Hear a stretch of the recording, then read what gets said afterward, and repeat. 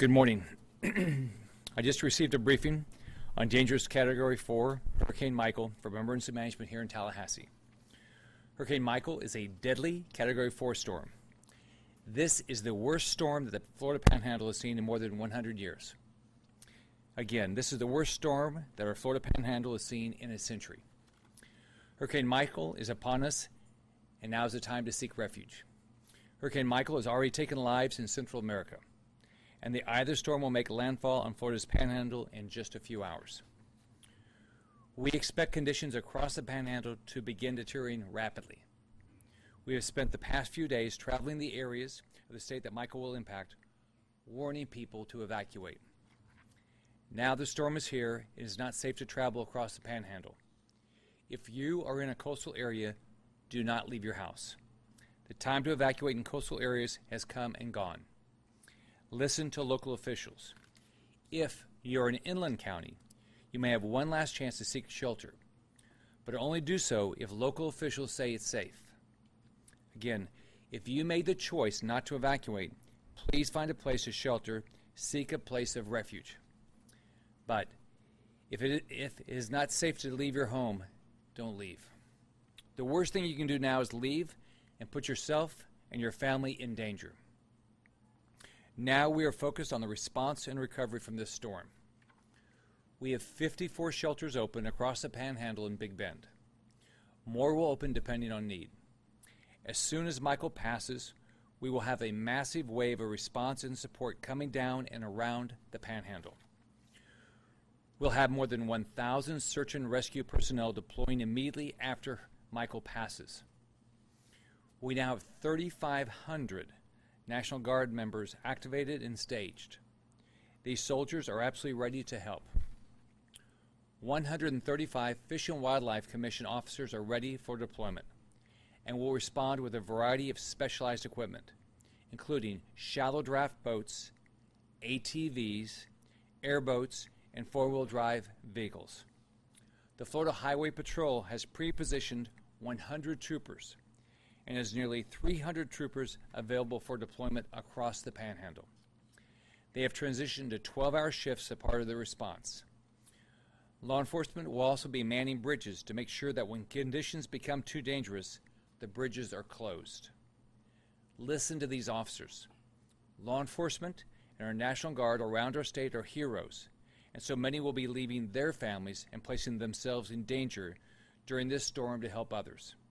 We are so grateful for their dedication. The Florida Department of Transportation has dozens of crews staged to push down from the north and clear roads so even more supplies and rescue personnel can get to impacted areas. Right now, the Florida Department of Transportation is closely monitoring U.S. Highway 98 as well as all bridges. Engineering plans are being developed to rebuild vital areas of highway. We will work around the clock to make sure that roads and bridges reopen as quickly as possible. We have trucks loaded with tons of food, water, and other critical supplies ready to move in. We will deploy medical assistance teams, and we have hospital augmentation teams to make sure the medically needy are safe and receiving care. The Florida Department of Health currently has 3 special needs shelter augmentation teams with 22 staff in place. We have 18 ambulance strike teams with 90 ambulances.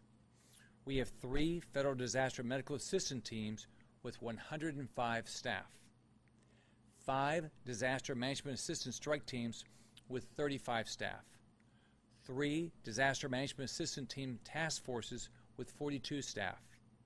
The Florida Department of Health has also contracted with the International Medical Corps to obtain additional resources for assistance, including 50 nurses, 2 hospital emergency department teams, and 1 emergency hospital. The Florida Agency for Healthcare Administration is in contact with healthcare facilities to ensure they have the resources they need. You've heard me say all week how important it is to get the lights back on after the storm. There are 19,000 personnel staged to begin utility restoration, and we will be posting power outage numbers from every utility. Getting power back on is absolutely critical to our recovery and response effort, and it is a top priority. We've also focused on keeping all communication lines open and we are not seeing any communication outages right now. We're also thankfully not seeing any widespread fuel shortages or outages. Following the storm, we will have resources available to quickly make sure fuel is moving to where is needed. The State Emergency Response Team has been holding regular calls with the fuel industry and ports in Florida to ensure they can get gas to all areas safely. Floridians can download the app Gas Buddy to check where fuel is available.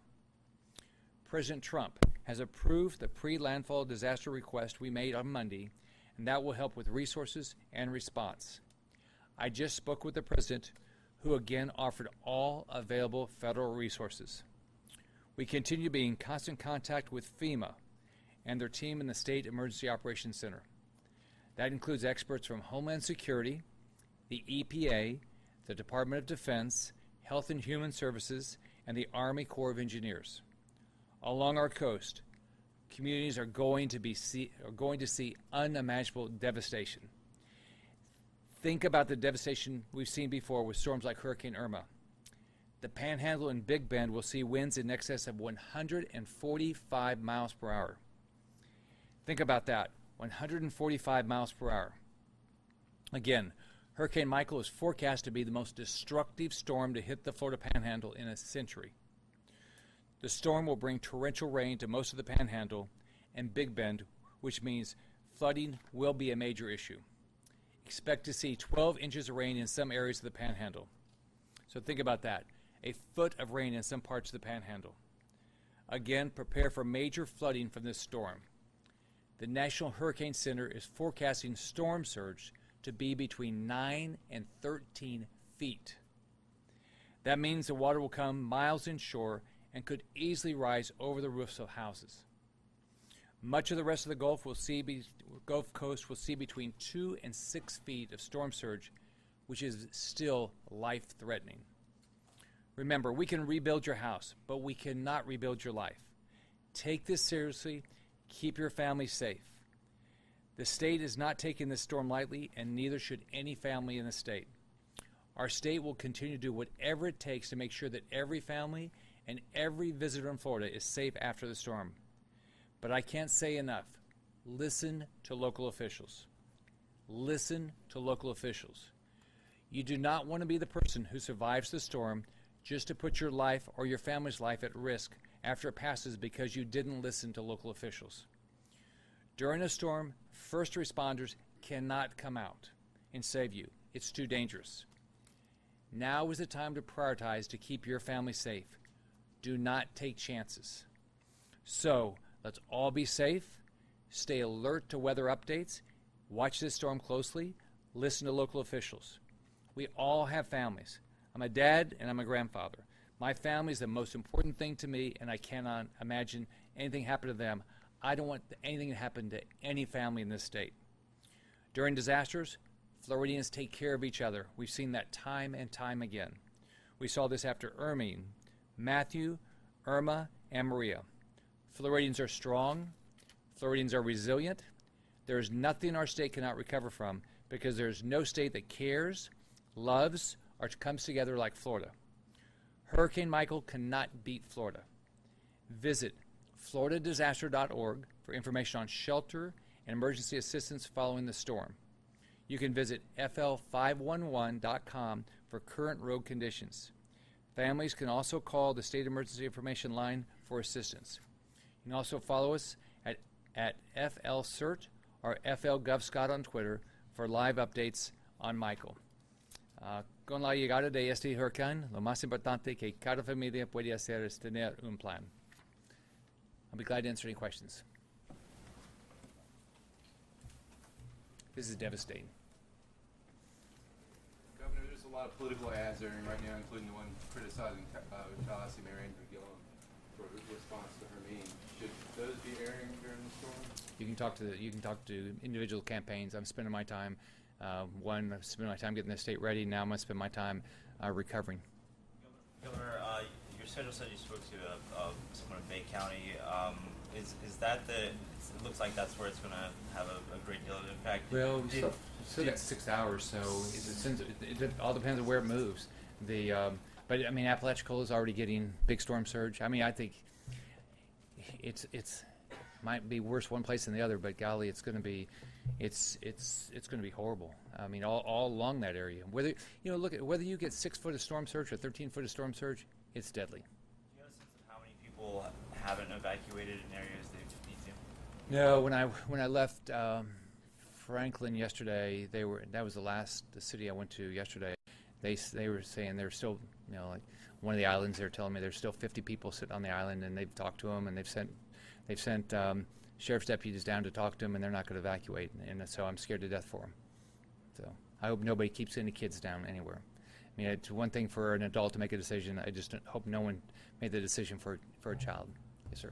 Hi. Has there been, when you spoke with President Trump, did he make any mention of his ongoing conflict with Andrew Gillum and the war of words they kind of had between each other just recently, just as the storm has been arriving? I talked to the president just, 10 or 15 minutes ago, and all he talked about was making sure we had all the federal resources. Yeah. There was an email that went out yesterday to some local officials that seemed to raise concerns about whether they were really ready. Are you concerned? Like, what is the problem there, and why weren't they ready? I think people are getting ready. I think this thing happened fast. I mean, if you look at how fast this thing happened, it wasn't like Irma, where I don't know how many days, but we had a long time, or when what was happening with Florence was coming for a week. This one happened very quickly, and I think I think everybody's pushing as hard as they can to get everybody ready. I think whether it's state, federal, local resources, everybody's doing, trying to get everybody ready. So. Done more ahead of the start of hurricane season, or I don't know. My job is, my job was to do everything I could to get people to evacuate, help people get ready. What we're doing here is respond to whatever needs anybody has. We'll do everything we can. What I'm worried about now is I want everybody to survive. I don't want anybody to lose their life during the storm, and then we got to keep everybody safe afterwards. So. We'll take one more question. Governor, I want to ask you, you've been preparing, and all of a sudden there's nothing else you can do but wait. What is that like personally and as governor? Well, you pray that everybody listened, and maybe it'll be less. Hopefully, we prepared something worse than what's going to be. I don't know, but I think today is making sure that we're ready for the response. We have you can see them today even coming in, but we got recovery and response teams ready to deploy. I know I've talked to the utilities. I didn't talk to them this morning, but I've talked to them yesterday, and they're still getting more utility workers ready. But if you look at all the resources, people are getting ready. Now the question is going to be is how bad will it be? We've got to do a good job with deploying them. But once this happens, people have got to be cautious. There's going to be down trees, down power lines, flooding. We're going to have all these issues. So survive this storm, and then don't do anything foolish. And I know the locals are going to work their tail off to keep people safe. We're going to do everything we can and send people out to keep people safe. I'm praying to God people will be safe.